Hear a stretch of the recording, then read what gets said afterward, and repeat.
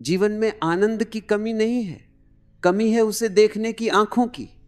मनुष्य दुखी इसीलिए नहीं है कि उसके जीवन में दुख है, बल्कि इसीलिए है क्योंकि वह आनंद को हमेशा टालता रहता है।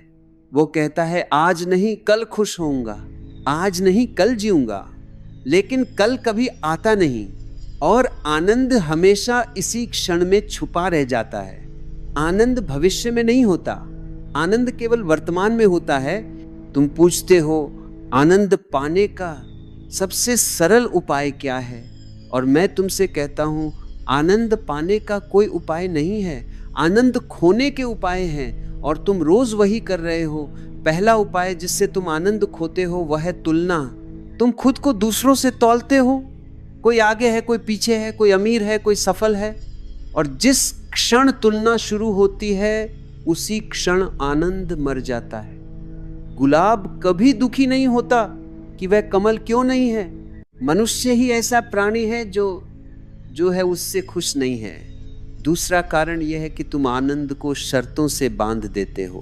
तुम कहते हो जब पैसा होगा तब खुश होऊंगा, जब प्रेम मिलेगा तब खुश होऊंगा, जब मंजिल मिलेगी तब खुश होऊंगा। लेकिन आनंद बिना कारण होता है। जैसे बच्चे की हंसी, बच्चा इसलिए हंसता है क्योंकि वह जीवित है। तुम इसलिए नहीं हंसते क्योंकि तुम जी नहीं रहे, तुम सिर्फ निभा रहे हो। तीसरा कारण यह है कि तुम जीवन को बहुत गंभीरता से लेते हो।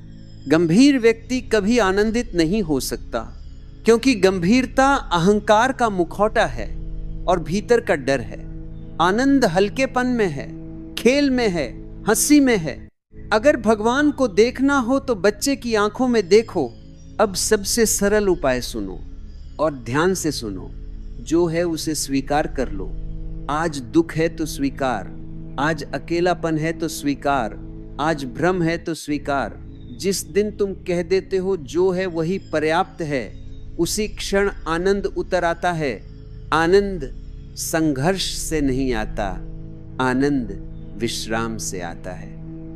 आज रात चुपचाप बैठो, कुछ बदलने की कोशिश मत करना। सांस को आते जाते देखो, विचार आए तो देखो, भावना उठे तो देखो। कुछ पकड़ो मत, कुछ रोको मत, सिर्फ दर्शक बनो।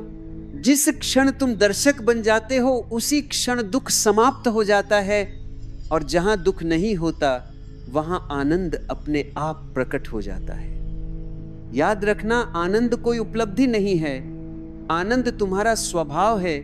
जैसे आग का स्वभाव गर्म होना है, वैसे ही मनुष्य का स्वभाव आनंदित होना है।